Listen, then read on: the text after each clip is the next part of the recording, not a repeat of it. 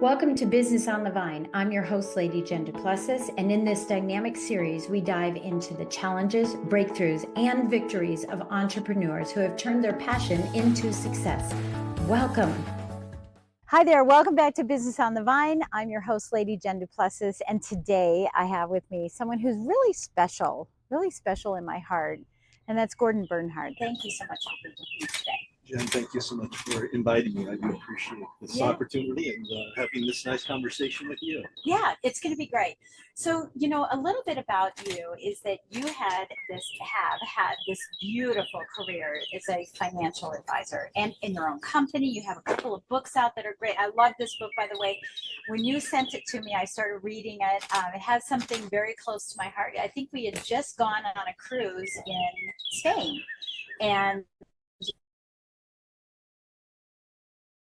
that you made, being knighted into the Royal Order of Constantine the Great. Our prince lives in Spain.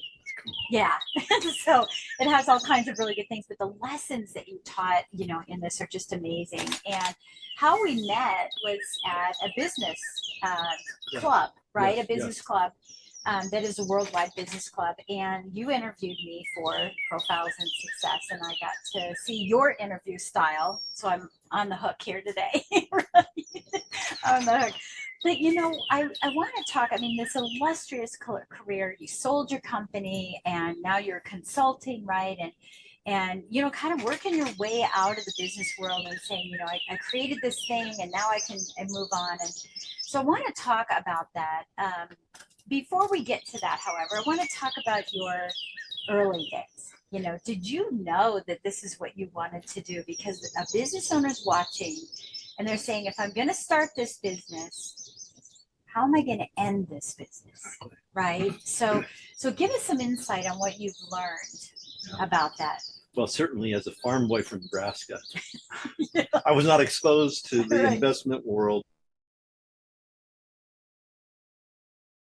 No inclination. No inclination whatsoever. Yeah. But I grew up on a farm in Nebraska, a small family farm. It's where my values were instilled. So I'm deeply appreciative of that experience that I had on the farm. And I think it actually makes me a good wealth manager, throughout my career. But there was a point in time I came to Washington, D.C. On an internship on Capitol Hill. I worked on Capitol Hill for 2.5 years. Finished my education at the University of Virginia. Okay. And after 2 years, again, since I transferred in, I only needed 2 more years. So I went into the business world. I knew that I didn't want to stay in politics after 2.5 years in Capitol Hill. So, I know that feeling. My daughter went through that. She said, I'm going to work in politics. No, I don't want to work in politics. It might be fun, initially, but it that fun for me wore off. But again, business seemed like the way to go, because that would give me different avenues to go. I studied to be an accountant, and I started off my career in the accounting profession. Started off with PricewaterhouseCoopers. However, 5 years into the industry, there were some things going on in my life, and I said, I don't feel like I'm living my why. This is not Gordon Bernhardt. Was meant to be or meant to do. So I at the time, I had started an investment club with some of my fellow employees at the last corporation I was at. And I said, maybe financial services would be the way to make an impact. Because I was looking for a way to make an impact in people's lives. Right. And not just make a dime. Yes, right? Correct. And I think that's what a lot of business owners try to do, right? Yes. Yeah. So for me, I took that pivot, so from farm, Capitol Hill politics to the business world to the financial services. And so I've been blessed to have a 30-plus year career in financial services and to have built a company, served some wonderful clients. And now, at this stage in my life, I've got this tremendous, business network that I have. I still want to serve people. I want to be on, boards. I want to basically be available to help people still make smart, a good financial advisor, if that's what they're to be a resource and say, here's an attorney or here's an accountant that you need. Right. I love that. And you built that over 30 years, this big network. It's kind of that I always tell this to my clients. It's like being, building a spider web. I was going, I'm going to be bit by a spider. No, it's not that. It's design. it's attractive, right? It attracts people in, and you've done that. And so I want to ask you from a business perspective, where do you think people fall short as business owners in lacking the attractiveness? That's a good question. And it's because I always say that from a financial advisor, I think it's important that a financial advisor exhibit four things: character, so that means that they have integrity, that connect, serve, that they're caring. Because in my industry, that's really important. Oh yeah, you can't just be trans. So the four C's in business, the same thing applies clearly, because chemistry is very, important in terms of building clients.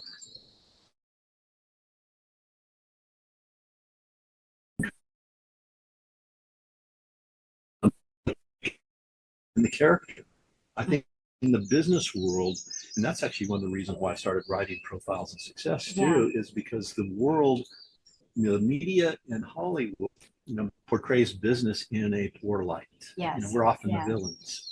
And yet, and there are certainly companies that have done some outrageous things. In every business, But most of the world, again, we're blessed to have such a strong small business community across America. And these people are hardworking people, have great integrity, and they want to make an impact with people. So I think part of it is, for me, I think what people, to answer your question, is that I think it's almost like burn your bridges to a certain extent, and who you're serving, that once you do that, I think you become a magnet. And people are attracted to this vision that you have about the people you serve and what you want to do. At least that's how I felt. Well, and I kind of feel that too, because it's about I love that you say character, because integrity is one of the first things, and your concept here of burning bridges is that everything that I do is client centric. And that is what you're saying is, despite, yes, I got this relationship, but I have to leave you behind. Go and serve my client in the way that I want my client, to be served. And I think that's beautiful. I love these four C's. So character, chemistry, caring, and competency. So let's talk about being competent. Oh my gosh. A lot of people in business, and I mentioned not too long ago about, in fact, on one of the other interviews that I had here, about the competency piece of it, is that when we become entrepreneurs and business owners, we bring a set of skills, we bring experiences, and our education. Maybe our education comes in that too, our life experiences, right? And so often we stop because we say, okay, I used all that there. I don't think I need it here, even though I might be training, educating my clients in that facet. We stop learning. And we bring that in and we say, okay, we're done. Let that be done. And now I'm going to be a business owner, and I'm going to focus on the business and not about gaining the edge, having the edge, keeping that up. I mean, would you agree with that? I would agree completely, because again, a lot of people build this business, but they're working in the business and not on it. Right. And that's one of the biggest things that people need to do, is just change their perspective. Now, granted, starting off, it may be important to work in the business, because because again, it's a struggle. I struggled to start mine.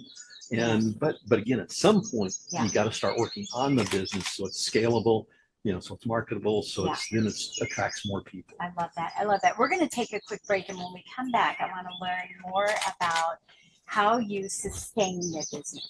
So stick with us. We'll be right back. So welcome back. Welcome back to Business on the Vine. Thank you so much for joining us and coming back. I'm sitting here talking with Gordon Bernhardt, who is a business extraordinaire. I can't even get the best words for you. I mean, there is so much that I want to unpack with you, and we just can't unpack it all. You're now consulting companies and consulting boards, to have a sustainable business. So, when we went to the break, we were talking about character and competency, and how you have to continually learn and be that. You sustain. It's very rare, Gordon. You have to know that, for someone to say, I had my own business for 30 years. especially in financial services, especially in something that has ups and downs with economies and markets and presidents and all wars and all those things. What counsel do you want to give to someone to have a sustainable business? What are the core items? And it could be a multitude, but core principles that you have employed and deployed, and what you're going to be sharing with people in the future. Yeah. So with regards to, again, the registered investment advisory space that I come from, the things that were important to me in building that sustainable business were to, again, know where you're going, yeah, who you're attracted to, but then it also helped quite dysfunctional. I'm one of the biggest critics of the financial services industry, but yet it's the way to build wealth. And I think people should hire an advisor. But when you look at all the investments out there, there are Nobel Prize winning theories that should be followed. So I think I want them to follow those principles and develop. They ask deep questions. They get to understand, the goals, the objectives, the legacies that their clients want to achieve. And once they understand that, it's easier then to implement the plan, to move forward. Yeah. It's interesting because I tell my clients all the time, slow down so you can speed up instead of speeding up to slow down. Yes. Right. And so what you're saying is take time to plan, because I know everyone's going in that hurry, that glorification of busyness, like next. I'll just have a little chat with them and a transaction, we'll move on to the next. But what you're saying is if you just take a few minutes to learn what your clients need, show that care, show that competency, right? Have that character, and you put all those in there, that one client can turn into many and worth your time, right? So your clients are what made you so successful. And I'll also say that my team. Okay, good. I love team. Because I couldn't have done it by myself. I wouldn't have been able to do over 600 interviews in profiles. Right, if you were constantly working on the business, When I wouldn't have been able to take off 49 days to walk on the Camino de Santiago. So the team do that. And that was along the way from when I quit working in the business and started working on the business, when I went through the hiring process and eventually got somebody that said, okay, I've got some great people here. They deserve to have a better me. So I started looking at who do I need to be to lead them. So I wouldn't have been able to do that without the team. So the team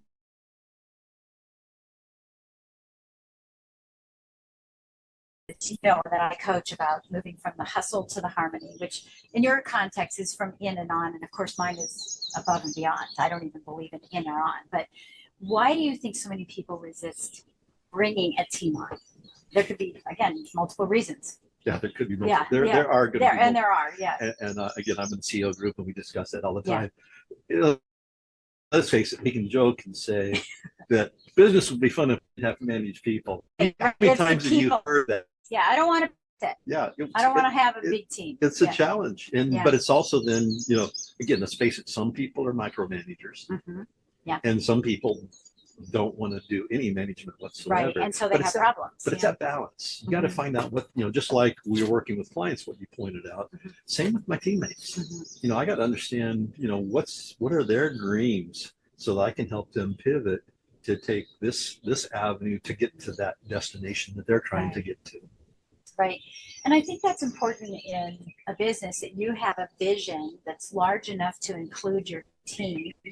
Because if your vision is just, I want to make money, I want to be successful, and you're not allowing for your team to have growth behind that.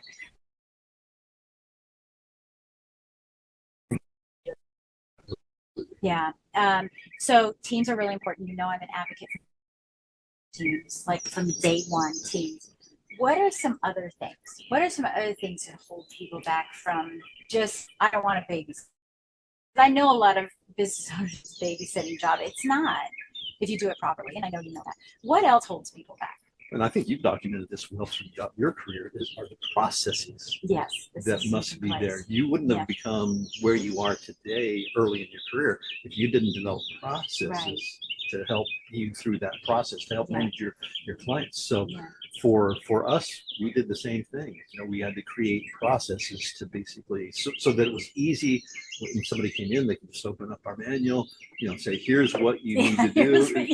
If you know, granted, for our staff that's basically completing our paperwork, obviously from a standpoint of advice, it's hard to have a process without giving, you know, an individual advice, because everything is so individualized between the legacy that you and Brian want to create versus what somebody else wants to create. Yeah, the DNA that everybody brings in. And I, you know, I found that in my coaching too, is just that, you know, I was asked on stage one time, you know, what's the first hire that you do? And I know the E-Myth says, you know, to hire an ad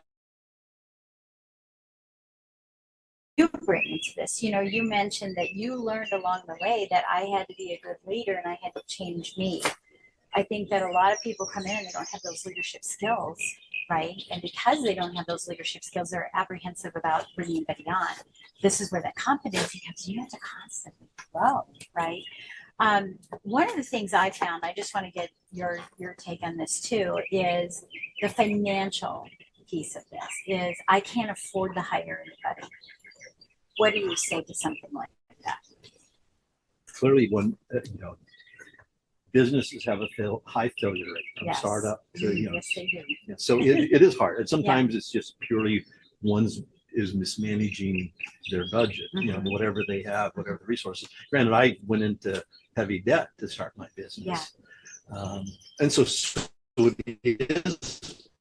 it is important to be prudent with your resources, but you also have to know when is the right time for me to start taking things off my plate and delegate that to somebody else. When it gets to that time, you know, it's important to hire somebody, even if that makes, you know, your cash flow tight. A little dip for a while, but it's like a shift. Yes. Well, we're going to take another break. Thank you so much for all of that great insight and counsel. And we will see you back here in just a few minutes. We'll continue our conversation. Welcome back. We're so glad that you joined me and us, right? I'm here with Gordon Bernhardt, and we better do another little cheers. How many times have we done cheers in between these things? Right? Fortunately, we're not tipsy. Yeah, thank God. And we're here at beautiful Bluemont Vineyard in Bluemont, Virginia. It's just an absolutely beautiful location. My house is down there at the bottom. It just never grows old, right? And we want to thank Bluemont Vineyard for having us and hosting us for this, you know. So we are here in the vines, right? And we want to talk about herd it through the grapevine. Herd it through the grapevine. We want to plant seeds and harvest ideas, right? Squash some things, right? Stomp some things out. As we move into this last segment that we're spending time together, you've moved out right into your business. You've sold your business. You've built this beautiful business. You were able to exit it in a beautiful way and still do consulting, still giving back to the community, being on boards and helping other businesses. What kind of counsel do you want to give to a business owner that's watching this and saying, what's next for me? You know, what's next in a turbulent market? Right? Just have a new president, regardless of what side. We're just, it's another market. It's another change. What do you say to someone who is just going, I don't know what I can do. Everything's different. What do? I don't think I can survive. What did you do? And what do you tell them to do? There's a couple things that I'll share here. One is and one of it's, I heard a CEO say this once, you know, because when you think of over the past 30 years that we business cycles that we've gone through, not just the investment cycles, but just the business cycles that we've seen. You know, I heard one CEO, a woman say, I refuse to participate in the recession. Yes. So if that's where we are, it's a mental mindset not to participate.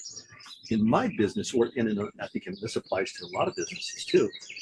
I always encourage folks to focus on what they everything else out. We can't control what President Trump is going to do. He has his own ideas. we've seen a lot of volatility with tariffs. We've seen the market come back up, so maybe it's not as bad as it was.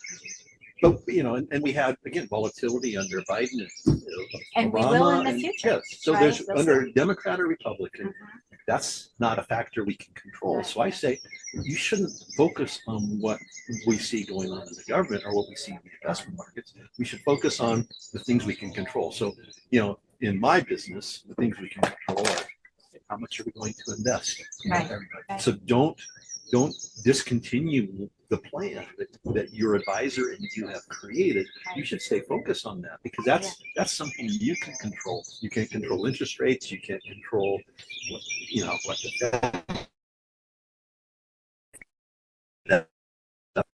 to do, but you can control the investment choices you make. And again, study after study says we should focus on buying a portfolio of low-cost investments, be diversified. So those are the things we can control, and then to rebalance the portfolio periodically. But I think the same thing in the business world. Yeah, is focus on what your investments are. Are you investing in people? Are you investing in new technology? Are you investing what?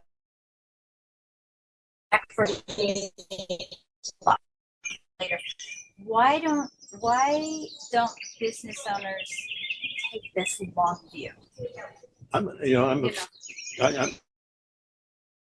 They're in the weeds. Yeah. And that's what I think the value of a coach, the business coach is, is that the clients you serve, able to on the outside. And sometimes we get so focused on this, or we get caught up in the concerns, concerns of customers or clients or teammates. So certainly a good business coach, I think, is a good investment. And that may be one of the things, when that first employee, to hire that. Right. I know it made a big difference for me to have a coach along the way, and I became a better leader once I started doing that, and to become the leader that my team needed me to be. I do see that. And long term, we talked about sustainability and having a long-term business. We know statistically, and I may have, by the time this comes out, the numbers may be a little bit off, right? They always are, but 68% of businesses are making less than $100,000 a year, and of that, the average right now is $68,000 and some change, and most make less than $25,000. Yes. Right, most are making that. And so when we look at those statistics, and by the way, I'm demonstrating my competence about staying in the market, right? Staying in the market. But when we look at those types of statistics, it's, my passion and yours as well is to stay in the long haul. Let's look at the long haul and not, I always share this kind of story is that, if you're a turtle, the only thing you see is grass. And so if you're down there and you're just looking at the grass and looking at all the things that are being affected by it, it's totally different than when you're a giraffe and you can see a different perspective, right? And that perspective is what a coach gives you. We can't see our own ears, and I know my coach has said to me, "Don't you coach on this?" And I say, "Yeah, I do. I just can't see my own ears," right? We have those. Who do you turn to at a later point, having a coach to get started and get things going, but who do you turn to in addition to a coach? I think we all have trusted friends that are resources to us when we face something unusual. Our coach is important, but then this elite, small circle of friends that have earned their trust. You trust their counsel. You consider them to be wise. They know you well enough to give you some advice. And I've had that when I've done zigs and zags through my industry career. I thank God for those close friends that knew me well enough to say, "Don't go that way. You should go this way." Yeah. And I think it's friends, right? It's also a board of advisors who don't have to be in your line of work, right? They're seeing other things. It's just too much work to try to figure it out on your own. Don't you think? I mean, it's totally agree. And that's again my business coach is a Vistage chair. And so, but the peers in my Vistage group too are that type of board of advisors where you're getting all this feedback from other CEOs. So don't go it alone, right? Yeah, don't go it alone. Okay, so we're finishing up our time together. What do you want to share with a business owner? And in your mind, it's going to be someone who's long-term, short-term, brand new, etc. What do you want to embark on them? I'm gonna pivot in a different way that you're probably not Okay. expecting, Jen. I'm okay with that. I love a 6-word story. Yes. Oh, I know you do. You And- just shared this with us. And to me, it's like if it helps a CEO if they can create their 6-word story. Yeah. I think it helps them then maintain focus. Right, and point them in the And I think it also then allows people to sit back and say, hey, I can buy into that. So, I was in the Stanford Visti's Executive Leadership Program, and I heard about the 6-word story for the first time. If the history of it goes back to Ernest Hemingway, supposedly, where basically he was with some friends and he made a bet saying, I think you can tell a story in 6 words. 6 words. So he's, bets were placed. He wrote down on a napkin what 6 words were, passed it around, and he collected his winnings. Now the 6 words that he wrote were for sale, baby shoes, never worn. Yeah. Says a lot. Says From everything. From everything. from a business. So when we did that, we had to actually, create 6-word stories for, myself. Yeah. But one of them was from farm values to urban impact, which, it's basically Right. goes back to my roots, Yeah. to basically what I'm now doing, helping people again make the impact that they want, create the legacy they want. But I think even from a leadership perspective, I basically, my 6-word story is lead ethically, advise wisely, empower legacy. And so I think that's an important part of it. I love that you want to leave that with people, because thank you for sharing that. I reminded me that you shared that in a business circle that we were just in together, right? Yes. I love that. Thank you so much, Gordon, for being with us today. Thank You you, have Jen. so much knowledge that we haven't even tapped into. So how can people find you? So I'm on the website. I have 2 different websites. One can go to profilesInSuccess.com to see the 600 plus people that I've interviewed, and I think they are inspirational people. You'll see Jen's interview there. My book, you can find more information on my book on my personal website, which is GordonJBernhardt.com. I love that. Thank you so much for being with us. I appreciate it. And here's to you Thank you, and Jen. Business on the Vine. Thank you you. so much. And thank you so much for joining us on this episode. We will catch you next time.